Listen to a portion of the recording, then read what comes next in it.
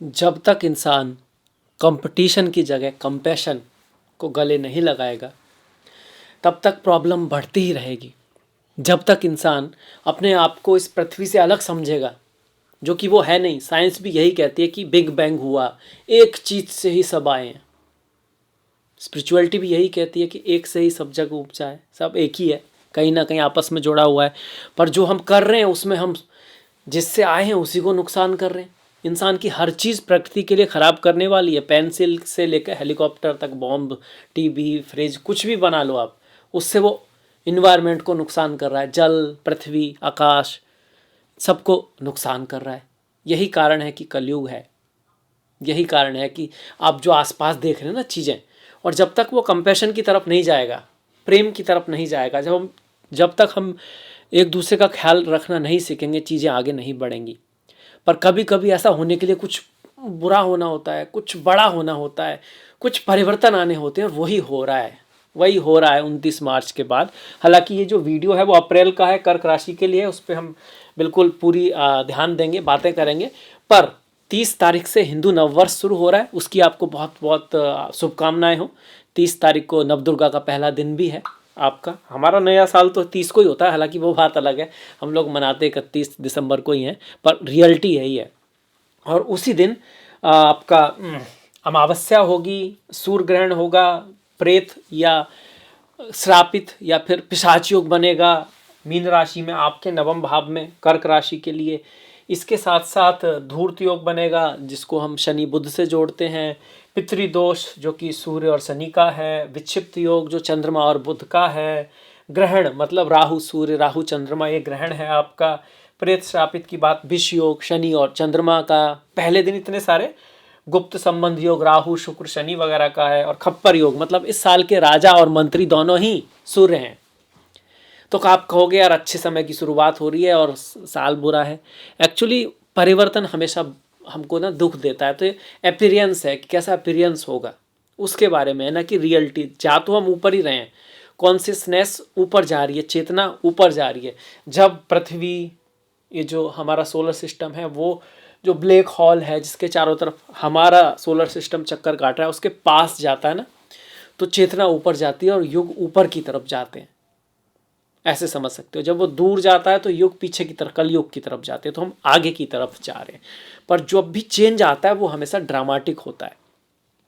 जैसे कि खप्पर योग में बोलते हैं पुराने ज़माने के हिसाब से कि फसलें नहीं होंगी, मतलब आर्थिक व्यवस्था बिगड़ेगी, लोगों की पैसे की इनकम का प्रॉब्लम आने वाली है, इस तरह से आप कह सकते हो। मार्केट नीचे गिरेगा, बारिश नहीं होती पहले ज़माने में। ये भी कहीं ना कहीं स्टॉक मार्केट, मनी, जो आजकल के ज़माने में देखा जाए तो आजकल का व्यापार, और बारिश को आप लिक्विड चीज़ से जोड़ सकते हैं, समुद्र से जोड़ सकते हैं, ट्रैवल से जोड़ सकते हैं, क्योंकि जल जो है ट्रैवल भी है, तो वहाँ पे कुछ दिक्कत होने वाली है इस तरह का। सूखा पड़ता है, राजा वगैरह जो होते हैं ना उसके प्रजा जो है खिलाफ हो जाती है, ऐसा बोलते हैं।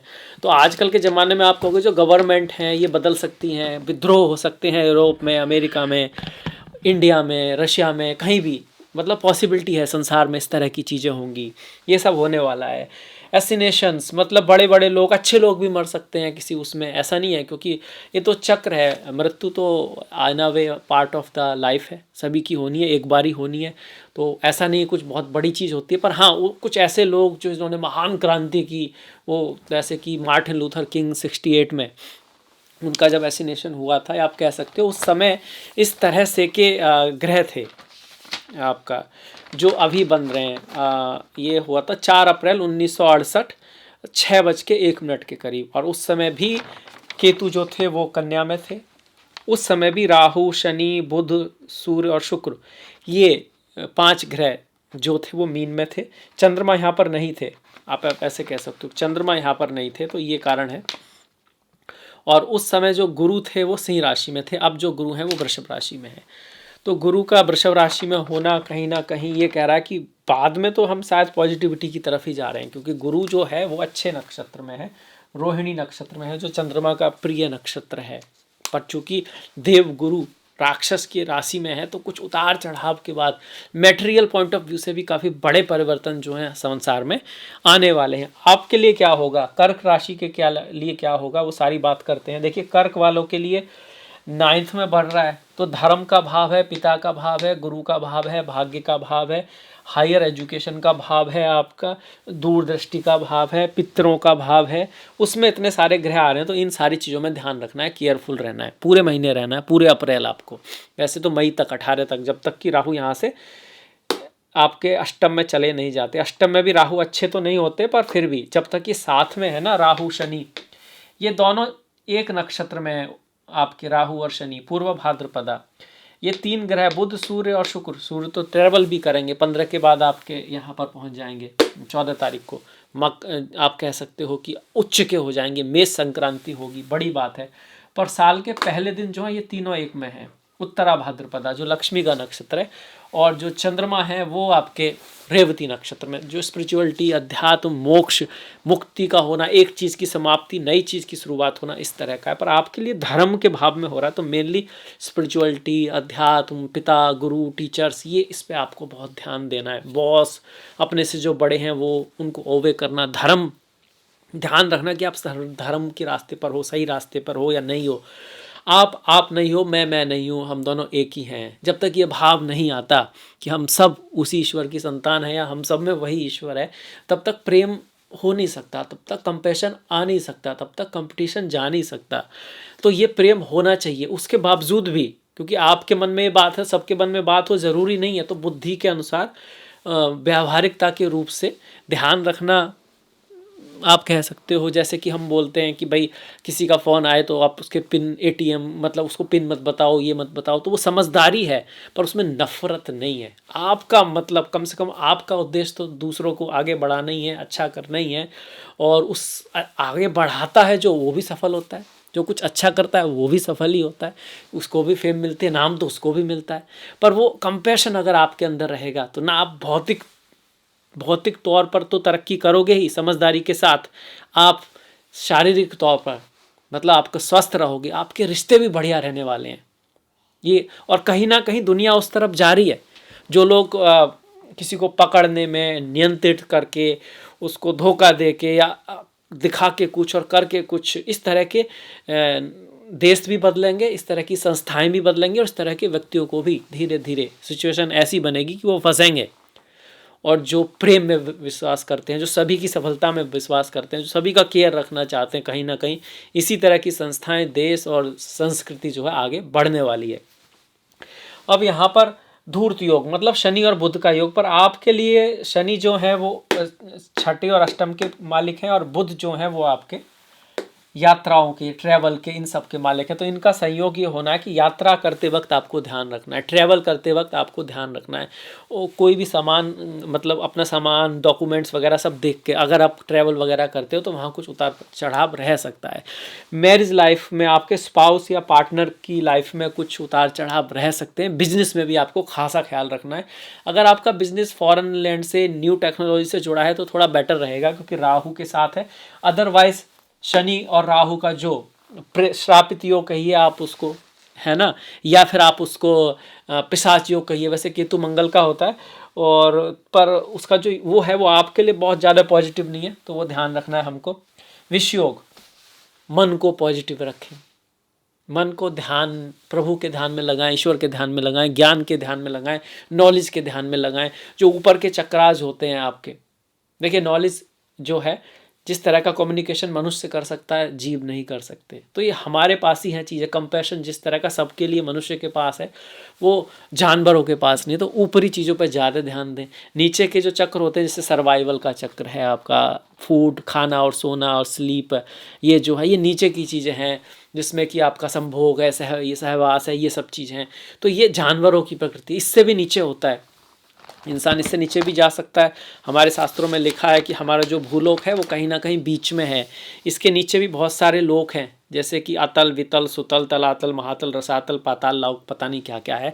पर वो कहने के लिए कि ये एक यूनिवर्स नहीं है, जिसको मल्टीवर्स वगैरह कहते हैं। बहुत सारे यूनिवर्स हैं, इनमें से एक यूनिवर्स में जहाँ हम रह रहे हैं वो है। इससे ऊपर के भी कुछ जीव हैं जैसे कि हिरण्यलोक है, स्वालोक है, भूलोक है, स्वालोक है, महालोक है, जनलोक है, इस तरह से लोक हैं। और कुछ अल्टीमेट फिर कुछ ऐसा भी है जहाँ पे कुछ है नहीं, सिर्फ आनंद है, सत्यलोक है, ऐसा कुछ है, ऐसा शास्त्रों में लिखा है। और अब ऐसा कुछ कुछ साइंटिस्ट भी कहते हैं, ज़रूरी नहीं है कि जो सिर्फ हम देख पा रहे हैं वही सच है। एक्चुअली हम देख ही 1% रहे हैं, तो 1% देखने पे हमारी जानकारी भी कितनी होगी आप ही सोच सकते हो, और उससे निकला हुआ सत्य भी कितने % सच हो सकता है। ये कॉमन सेंस की बात फिर आ जाती है। खैर, इसके बाद देखिए, ग्रहण योग आपके लिए अलाउ है, आपके लिए ज़्यादा अलाउ है, क्योंकि चंद्र जो है ग्रहण योग बन रहा है, चंद्र सूर्य मिल रहे हैं इस महीने की शुरुआत में, साल के शुरुआत में। तो आपको अच्छी चीज़ों पर ध्यान लगाना है। ग्रहण योग शक्ति योग भी होता है। मतलब ये आपको एक तरफ से तो ये है कि आप थोड़े विचलित हो सकते हैं इस महीने, आपका फोकस हट सकता है, आपके स्वास्थ्य पे थोड़ा ध्यान। पर अगर आपका फोकस किसी अच्छी चीज़ पर है, अच्छे गोल पर है, स्वयं पर है, कहीं ना कहीं अपनी अच्छाई पर है, दूसरों की अच्छाई पर है, तो फिर ये आपको बहुत फोकस्ड भी बना सकता है।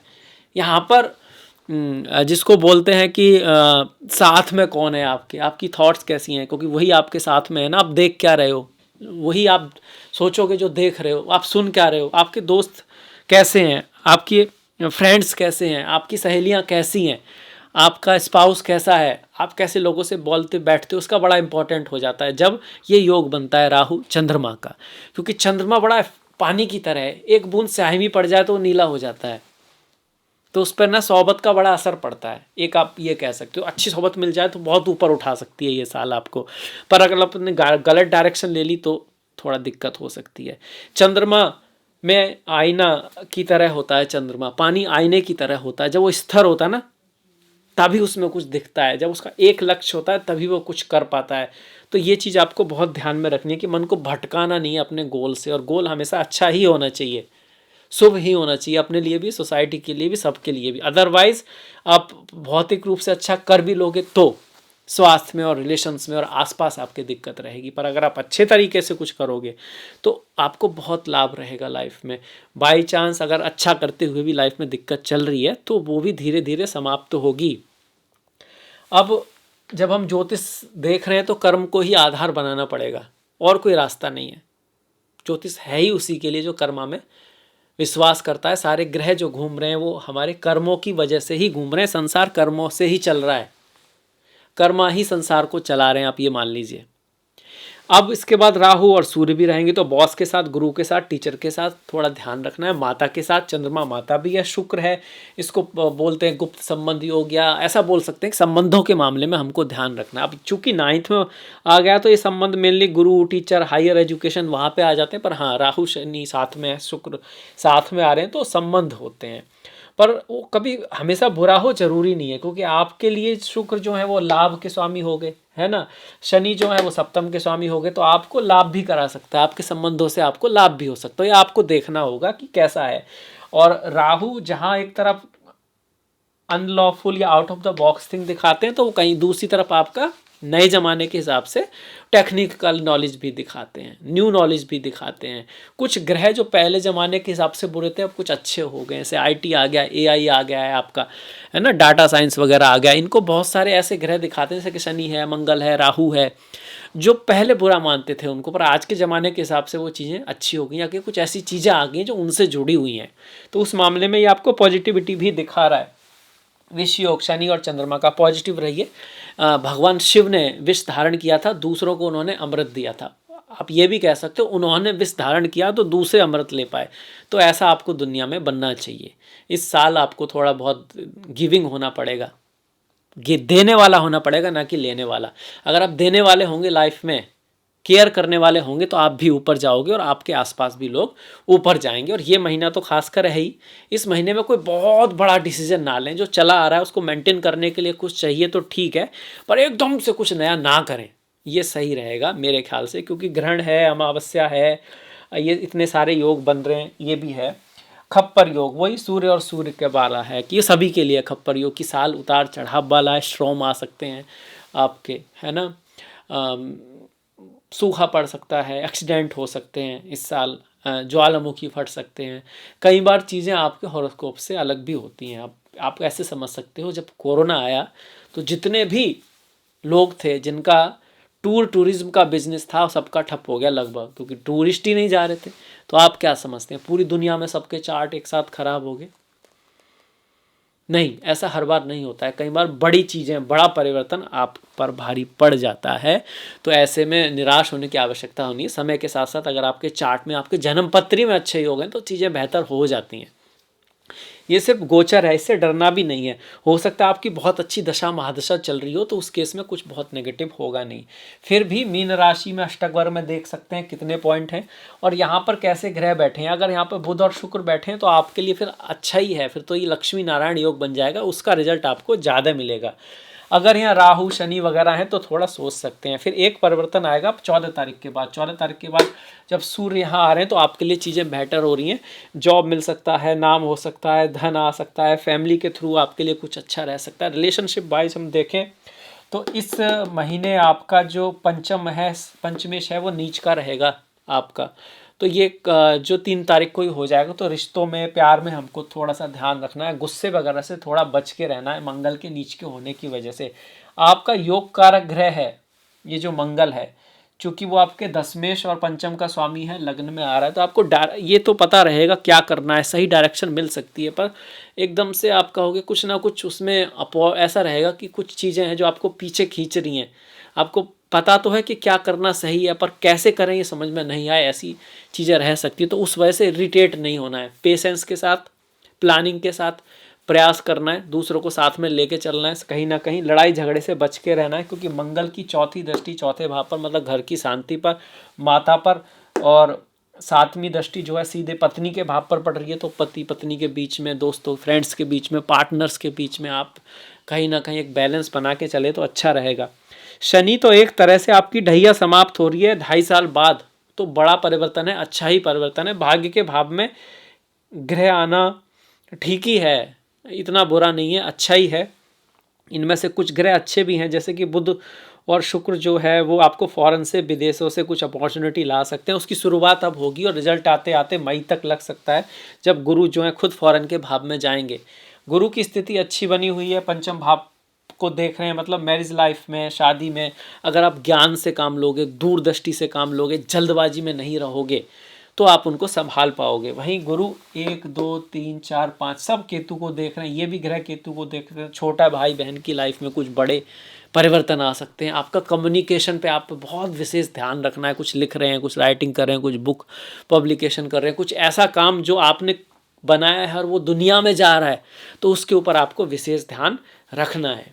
तो अब इसके बाद चलते हैं त्योहारों की तरफ। इस महीने में त्योहारों की बात करें तो 1 तारीख को बैंक का छुट्टी होती है। 6 तारीख को चैत्र नवरात्रे, मतलब चैत्र जो नवरात्रे हैं उनका प्राणा है, रामनवमी है। हरे राम कृष्ण, हरे राम कृष्ण। राम, भगवान राम जो है ना, उनको सूर्य से जोड़ते हैं। सूर्य जो हमको प्रकाश देता है, यश देता है, वो सूर्य वंश में पैदा हुए थे, इसलिए वो धर्म को दिखाते हैं और सूर्य को भी धर्म से दिखाते हैं। 12 तारीख की हनुमान जयंती है, 14 की बैसाखी और अम्बेडकर जयंती है आपकी, और 30 तारीख की अक्षय तृतीया है।